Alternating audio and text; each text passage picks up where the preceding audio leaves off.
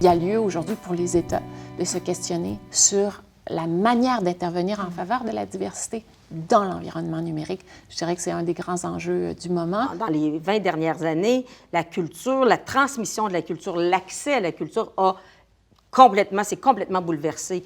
Les enjeux importants que l'ensemble des milieux culturels ont vus face au numérique, c'est le fait d'être noyé dans des mers de contenu. Si je prends l'exemple de la musique, sur les services de musique en ligne comme Spotify, quand il y a 30, 40 millions de chansons dans un service comme ça, c'est de se dire, bien là, la découvrabilité, oui, nous sommes sur ce service-là, mais on est noyé dans une mer de contenu. Ça, c'est la première chose. Et l'autre, c'est les revenus qui découlent, évidemment, de ces services-là. Ils sont de plus en plus minimes. Et ça peut faire du sens pour des grosses organisations qui ont des catalogues immenses, comme les multinationales dans le domaine de la musique ou comme Disney, par exemple, dans le domaine de l'audiovisuel, qui n'est pas du tout le cas pour des entreprises nationales où on a des beaucoup plus petits catalogues, tant en audiovisuel qu'en musique, par exemple. Alors, on a des défis de financement, donc de retour sur investissement et des défis de découvrabilité.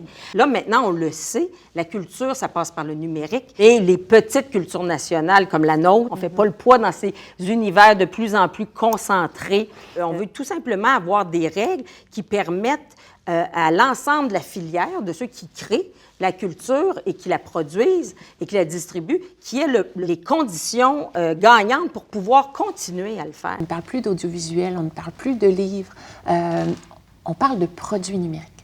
Or, il faut s'intéresser à la définition des produits numériques, puisque c'est une définition extrêmement englobante qui renvoie à tout texte, image, vidéo ou son sous encodage numérique. Évidemment, tout ce qui est production culturelle est visé par cette définition.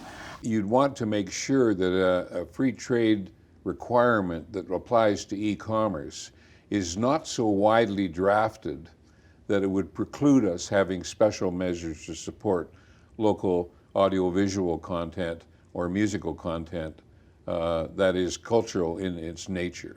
The panel of experts you were sitting on examine those agreements to make sure that the proposal to modernize the broadcasting legislative environment would be compatible with the trade agreements. Yes. No, we did look at that. And we're comfortable in how our report would mesh with those sorts of agreements.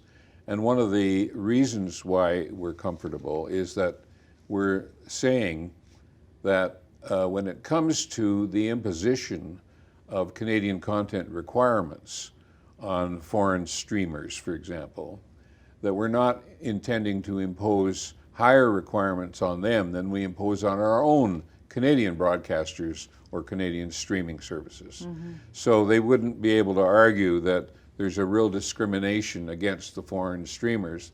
They and the Canadian would be all subject to similar support measures for Canadian content. On a eu de bons signaux de la part de notre gouvernement.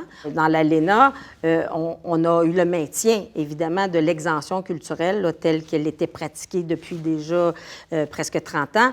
Mais il ne faut jamais oublier qu'il y a un jeu de négociation dans tout ça, que la culture, évidemment, a un poids économique quand même important, mais il y a d'autres aspects, évidemment, les producteurs laitiers, la foresterie, et on a souvent peur que la culture puisse être un produit, c'est-à-dire un secteur qu'on va laisser tomber au profit d'un autre. Il ne faut jamais tenir pour acquis que ce qu'on a eu par le passé, ça va continuer. Il faut continuer à être vigilant. Le souci en ce moment, c'est que les États ne sont peut-être pas suffisamment prudents et ne sont peut-être pas suffisamment alertés sur l'impact de tels engagements en matière de commerce électronique sur le secteur de la culture. Je dirais que c'est un des grands enjeux du moment, mais qui démontre aussi la grande pertinence de la Convention parce que les objectifs et les principes que l'on a formulés il y a 15 ans maintenant sont encore tout aussi valides.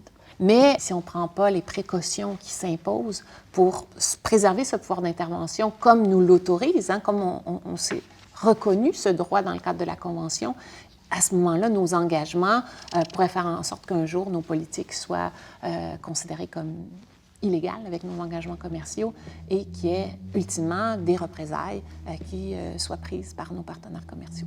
Pour gagner des points à l'OMC, il va falloir pouvoir compter sur des coalitions régionales ou sectorielles ou face à des négociations qui pourraient avoir un impact important, étant donné que les États-Unis sont présents, évidemment, en force à l'OMC. Je souhaite ardemment qu'on soit capable de revenir à des négociations multilatérales, compte tenu des 145 parties à la Convention, sachant qu'il y en a 160 quelques à l'OMC, on peut espérer là, qu'il y ait une coalition considérable d'États qui se positionneront en faveur de la reconnaissance du statut particulier des biens et des services culturels dans les négociations commerciales, y compris dans le cadre d'éventuelles négociations sur le commerce électronique qui pourraient être relancées au cours des prochains mois ou des prochaines années à l'Organisation mondiale du commerce.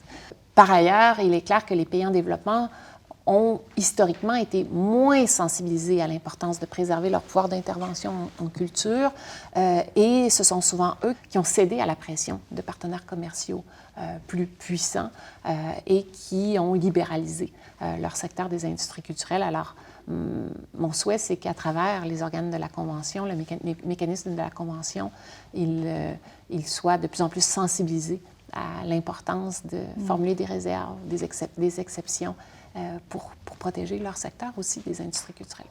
À suivre. Véronique Guevremont, merci beaucoup pour cette entrevue. Avec grand plaisir. Merci.